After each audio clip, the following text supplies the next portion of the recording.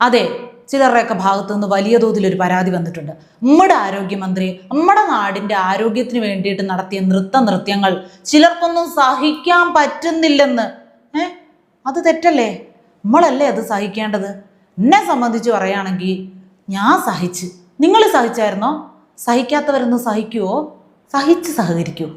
പണ്ടോരു മുക്കിയോൻ കപ്പലിലേറി അഴിഞ്ഞാടൻ കാറ്റത്ത് മുങ്ങിപ്പോയി. ആരോഗ്യ ചേച്ചി അറിഞ്ഞു തള്ളി. ആ കപ്പൽ ആടിയുലയില്ലാത്രേ. കപ്പല് മുങ്ങി താണാലും നാവോണ്ടോട്ടണൊരാളാണേ. നേരാണേ നേരാണേ, കപ്പിത്താൻ മേലിൽ ഈ കര കാണൂല. മടിയേ ആശ ആശ ആശയെല്ലാം ഗീശയിലാക്കി ഒരാൾ പ്രാണവേദനയായിട്ടിരിക്കുമ്പോൾ ഇങ്ങനെ വീണ ചേച്ചി വീണ വായിച്ചുകൊണ്ടിരിക്കാവോ എന്നാണ് ഒരു വിഭാഗം നിഷ്പക്ഷർ ചോദിക്കുന്നത്. പക്ഷെ ആ ചോദ്യത്തിൽ വലിയ യുക്തിയൊന്നും ഉള്ളതായിട്ട് എനിക്ക് തോന്നുന്നില്ല. 3-4 മാസവും കൂടെ കഴിഞ്ഞാൽ ഈ part time entertainment full time ആക്കാനുള്ളതല്ലേ. അപ്പോൾ ഇടയ്ക്കിടയ്ക്ക് സമയം കിട്ടുന്നത് പോലെ ഇത്തരം വിനോദോപാധികൾ വേണ്ട വിധത്തിൽ പ്രയോജനപ്പെടുത്തുന്നത് നല്ല കാര്യം തന്നെ. നമ്മുടെ കേരളത്തിലെ ആരോഗ്യവകുപ്പിൻ്റെ നിലവിലെ ഒരു അവസ്ഥ വെച്ച് ഡാൻസ് കളിച്ച് ആരോഗ്യം കൂട്ടാൻ പറ്റിയ സമയമാണ്. കാരണം ഡയാലിസിസ് രോഗികൾ വരെ ആരോഗ്യ കേരളത്തിൽ അണുബാധയേറ്റ് മരിക്കുന്ന സംഭവങ്ങൾ വരുന്നു. ചില്ല് തറച്ചു കയറി പരുക്കേറ്റ ഒരാൾ ആശുപത്രി ചെന്നപ്പോൾ ആ ചില്ലിനെ അതുപോലെ തന്നെ അവിടെ സംരക്ഷിച്ച് വെച്ചുകൊണ്ട് തുന്നിക്കെട്ടി വിട്ടായിരുന്നു. നമ്പർ 1 കേരളത്തിലെ ആശുപത്രി തന്നെ. ചികിത്സാ പിഴവ് മൂലം ഒരു കൊച്ചു കുഞ്ഞിൻ്റെ ഒരു കൈ നഷ്ടപ്പെട്ടായിരുന്നു. അങ്ങനെ ഇഷ്ടംപോലെ പൊൻതൂവലുകൾ കൊണ്ട് അണിയിച്ചൊരുക്കി ഒരു കിരീടം സ്വന്തമായിട്ടുള്ള ഒരാള് ഇങ്ങനെ നൃത്യങ്ങൾ കാഴ്ചവെച്ച് ആരോഗ്യ കേരളത്തെ ഹരം കൊള്ളിക്കുന്നതിൽ വലിയ തെറ്റൊന്നും ഉള്ളതായിട്ട് എനിക്ക് തോന്നുന്നില്ല. പിന്നെ ഇതിനകത്ത് വേറൊരു സംഗതിയും കൂടെ ഉണ്ട്. ഈ ക്ലൈമറ്റ് മാറത്തില്ലേ, അതുപോലെയാണ് നമ്മുടെ രാഷ്ട്രീയ നേതാക്കളുടെ സ്വഭാവവും അവരുടെ മാനറിസങ്ങളും അവരുടെ ശരീര ചലനങ്ങളൊക്കെ മാറുന്നത്. കാരണം ഇലക്ഷനോട് അടുക്കുമ്പോൾ അവർ വല്ലാതെ അങ്ങ് ഉത്സാഹഭരിതരായിട്ടും നമ്മളോടൊക്കെയുള്ള സ്നേഹം വഴിഞ്ഞൊഴുകി സഹിക്കാൻ പറ്റാതെ നമ്മളെ ഓടി വന്ന് കെട്ടിപ്പിടിക്കുന്നവരായിട്ടും മുത്തം തരുന്നവരൊക്കെ ആയിട്ട് നമുക്ക് കാണപ്പെടും. പക്ഷേ അതിനുശേഷം ഇൻ കേസ് വിജയിച്ചു കഴിഞ്ഞാൽ വളരെ അധികം മസിൽ പിടുത്തം ഇവരിൽ നമ്മൾ കാണേണ്ടി വരും. പിന്നെ നമ്മൾ ആരാണ് ഏതാണെന്നൊന്നും അറിയില്ല. ഇവരുടെയൊക്കെ പടിവാതിൽക്കൽ ചെന്ന് പട്ടി നിൽക്കുന്ന പോലെ നിന്നാലും നമ്മളെ മൈൻഡ് ചെയ്യില്ല. അങ്ങനെ കുറച്ച് പ്രശ്നങ്ങളുണ്ട്. അപ്പോൾ കാലങ്ങളായിട്ട് ഇവരുടെ ഭാവഭേദങ്ങൾ വെറും സീസണുകൾ മാറുന്നത് പോലെയാണ്. അത്രേ ഉള്ളൂ. സീസണുകളെ ആശ്രയിച്ചിരിക്കും ഇവരുടെ മനുഷ്യരോടുള്ള പെരുമാറ്റവും ഇവരുടെ സമൂഹ മധ്യത്തിലുള്ള പെരുമാറ്റവും എന്നറിയാവുന്ന ഒരു വലിയ വിഭാഗം വിവരമുള്ള ആളുകൾ ഇവിടെ ഉണ്ടെന്നാണ് ഞാൻ പ്രതീക്ഷിക്കുന്നത്. അപ്പോൾ 10 വർഷത്തോളം നീണ്ട കാര്യപരിപാടി അവസാനിക്കുന്ന ഘട്ടത്തിൽ കുറച്ച് കളറാക്കണമല്ലോ. അപ്പോൾ ഇത്തരത്തിലുള്ള ആഘോഷ ദൃശ്യങ്ങൾ അത് ഇനിയും നമുക്ക് മുന്നിൽ വന്നുകൊണ്ടേയിരിക്കും. കേരളത്തിലെ ആരോഗ്യ വകുപ്പിനെ അനുപമമാക്കിയ ആരോഗ്യവകുപ്പ് മന്ത്രിയോടുള്ള അടങ്ങാത്ത ആരാധന മൂത്ത് കുറേ അധികം ആളുകൾ പറയുന്നുണ്ട്. സകലകലാവല്ലഭിയാണ്, ഇത്തരം കാര്യങ്ങളിൽ ജനകീയ പരിപാടികളിലൊക്കെ ഇത്രയും പങ്കാളിത്തം കാഴ്ചവെക്കുന്നുണ്ടല്ലോ, അപ്പോൾ ജനങ്ങളുടെ ആരോഗ്യത്തിൽ ഇത്രയും അധികം ഉത്സാഹം കാണിക്കുന്നുണ്ടല്ലോ, പലർക്കും കണ്ണുകടിയാണ്, ഇങ്ങനെയൊക്കെ ഡാൻസ് കളിക്കാൻ വേറെ ആരെ കൊണ്ട് പറ്റും, അങ്ങനെ അഭിവാദ്യങ്ങൾ അറിയിക്കുന്ന ഒരു വിഭാഗമുണ്ട്. അത് അവരുടെ ഒരു തൃപ്തി. അതിനെ നമ്മൾ ആരും വിമർശിക്കാൻ പാടില്ല. ആരോഗ്യവകുപ്പ് മന്ത്രി ചുമ്മാതെ നിന്ന് ഡാൻസ് കളിച്ചതാണെന്നൊന്നും അല്ല പറയുന്നത്. ഇടീ വിവരദോഷി, ഇതൊരു ക്യാമ്പയിൻ്റെ ഭാഗമായിട്ട് ആരോഗ്യവകുപ്പുമായി ബന്ധപ്പെട്ട ഒരു പരിപാടിയിൽ മന്ത്രി കാഴ്ചവെച്ച പ്രകടനമാണ്. അതൊന്നും അറിയാതെയാണോ നീ ഡാൻസ് കളിച്ചെന്നും പറഞ്ഞിരുന്നുകൊണ്ട് സംസാരിക്കുന്നതെന്നൊന്നും എന്നോട് പറയണ്ട. അത്രയും മനസ്സിലാക്കാനുള്ള വിവരം എനിക്കുണ്ട്. പക്ഷേ ഞാൻ പറയുന്ന ഒരു പോയിന്റ്, തിരുവനന്തപുരം അടക്കമുള്ള മെഡിക്കൽ കോളേജ് ആശുപത്രികളിൽ, കേരളത്തിലെ ഒരുപാട് സർക്കാർ ആശുപത്രികളിൽ ദിവസവും നേരിട്ടുകൊണ്ടിരിക്കുന്ന അതിഭീകരമായിട്ടുള്ള ബുദ്ധിമുട്ടുകളുണ്ട്.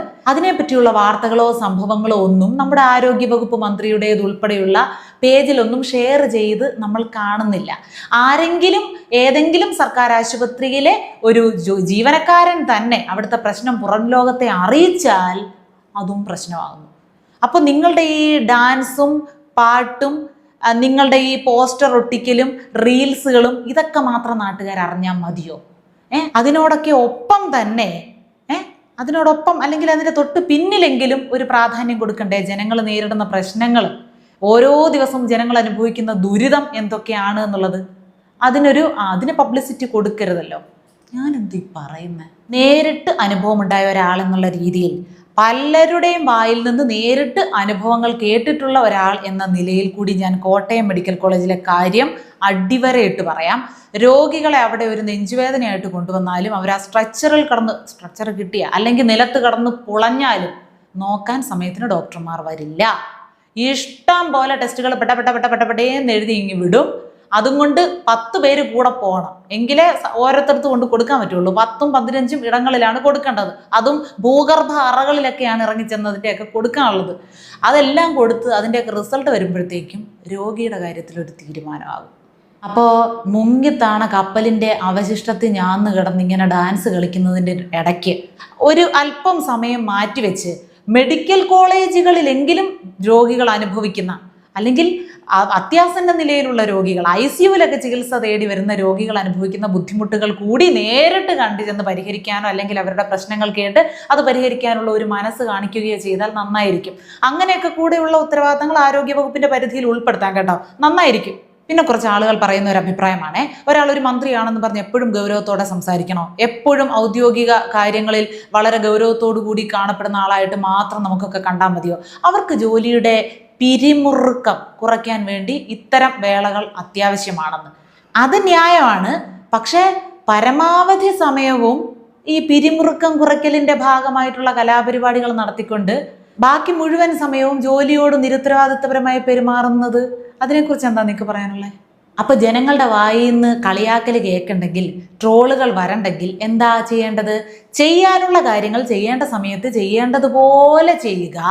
അങ്ങനെ വരുമ്പോൾ ഇത്തരം വിഷയങ്ങൾക്ക് കൂടുതൽ പ്രാധാന്യവും പബ്ലിസിറ്റിയും നിങ്ങൾ കൊടുക്കുന്നതിലൂടെയുള്ള ട്രോളുകളിൽ നിന്ന് നിങ്ങൾക്ക് രക്ഷപ്പെടാൻ പറ്റും. അപ്പോൾ ജനങ്ങൾ ആ ഒരു സെൻസിൽ അതെടുക്കൊള്ളാം, എല്ലാ കാര്യങ്ങളും കൃത്യമായിട്ട് ചെയ്യുന്നു, അതിനോടൊപ്പം ഇത്തരം കാര്യങ്ങളെയും പ്രോത്സാഹിപ്പിക്കുന്നു എന്ന് ജനങ്ങൾ അഭിപ്രായപ്പെടും. എന്തുകൊണ്ടാണ് ഇപ്പോൾ ജനങ്ങൾ ഇത്തരം കാര്യങ്ങളെപ്പോലും വിമർശനാത്മകമായിട്ട് വിലയിരുത്തുന്നതും നോക്കിക്കാണുന്നതും? ഒരുവിധപ്പെട്ട മെയിൻ പ്രശ്നങ്ങളെല്ലാം അങ്ങനെ നിൽക്കുകയാണ്, വലിയ വലിയ ചോദ്യചിഹ്നങ്ങളായിട്ട്. അതിൻ്റെ ഇടയ്ക്ക് ഇത്തരം കാര്യങ്ങൾ ഞങ്ങൾ വലിയ തോതിൽ എന്തോ ചെയ്തു എന്ന രീതിയിൽ നിങ്ങൾ പബ്ലിസിറ്റി കൊടുക്കുകയാണ്. നിങ്ങളല്ലേ അത് റീൽസ് ചിത്രീകരിച്ച് നിങ്ങളുടെ ഔദ്യോഗിക പേജിൽ, സോഷ്യൽ മീഡിയ അക്കൗണ്ടുകളിലൊക്കെ പങ്കുവെച്ചത്. അപ്പോൾ നിങ്ങൾ ആരോഗ്യ കേരളത്തിന് വേണ്ടി ലോകത്താരും എങ്ങും ചെയ്യാത്ത ഒരുപാട് കോടികൾ ചെലവഴിച്ചുള്ള എന്തോ ഒന്ന് ചെയ്തു, അല്ലെങ്കിൽ കേരളം ഇപ്പോൾ അഭിമുഖീകരിക്കുന്ന ഏറ്റവും വലിയ പ്രശ്നത്തിന് ഏറ്റവും പ്രായോഗികമായിട്ടുള്ള ഒരു പരിഹാരം കൊണ്ടുവന്നു എന്നുള്ള രീതിയിലല്ലേ നിങ്ങൾ ഇതിനൊരു പബ്ലിസിറ്റി കൊടുത്തത്. അപ്പോൾ ഇത്തരം വിമർശനങ്ങളെ അതിന്റെ സെൻസിൽ നേരിടാൻ നിങ്ങൾക്കും കഴിയണം. അതാരാ പറയുന്നത്? ആന്റണി രാജുവിനെതിരായിട്ടുള്ള തൊണ്ടി മുതൽ കേസിൽ പ്രതികൾ കുറ്റക്കാരെന്ന് കോടതി വിധിച്ചിരിക്കുകയാണ്. എന്റെ രായു അണ്ണ, അങ്ങനെ ജട്ടിയുടെ കാര്യത്തിലും തീരുമാനമായി. കണ്ടവന്റെ ജട്ടി മോട്ടിക്കേണ്ട കാര്യം വല്ലതും ഉണ്ടായിരുന്നോ അണ്ണാ? ഇതിപ്പോ നാറ്റ കേസുകൾ കൂടിക്കൊണ്ടിരിക്കുകയാണല്ലോ പ്രസ്ഥാനത്തിന്. നിങ്ങളെല്ലാം കൂടെ അങ്ങനെ ഒരു വഴിക്കാക്കുവോ? എന്റെ പൊന്നെണ്ണ, സ്വർണം കട്ടെന്നൊക്കെ പറയുന്നതിന് പിന്നെ ഒരു അന്തസ്സുണ്ട്. ഒന്നുമില്ല, ഒരു പവന് താണ്ട 1 ലക്ഷം രൂപയ്ക്ക് മേളിലാണ്. ഒരു ജട്ടി കട്ടവൻ പ്രസ്ഥാനത്തെ നാറ്റിച്ച് കളഞ്ഞ്. അത് ഈ നാട്ടിൽ നല്ല നാടൻ ജട്ടികൾ കിട്ടുമായിരുന്നു. എന്നിട്ട് നിങ്ങൾ അന്യദേശക്കാരൻ്റെ ജട്ടിയല്ലേ അടിച്ചു മാറ്റാൻ പോയത്? കഷ്ടകാലം വരുമ്പം കൂടോടെ വരുമെന്ന് പറയുന്ന ഇതിനാ. ജട്ടി എങ്കിൽ ജട്ടി. ജനങ്ങൾക്ക് ഏതായാലും കോടതിയോട് വലിയൊരു നന്ദി പറയാനുണ്ട്. അണ്ണനോട് എനിക്ക് ഈ അവസരത്തിൽ പറയാൻ ഒന്ന് മാത്രമേ ഉള്ളൂ. ഏതായാലും ജട്ടി അണ്ണൻ്റെ തലയിലായി. അണ്ണൻ ആ ലൈൻ തന്നെ പിടിച്ചോ. നല്ല ഒരു ബ്രാൻഡാക്കി വളർത്തിയെടുത്ത് ആ ഫീൽഡ് ഒന്ന് ട്രൈ ചെയ്യണം. ശവത്തി കുത്തുവാന്ന് തോന്നില്ലേ?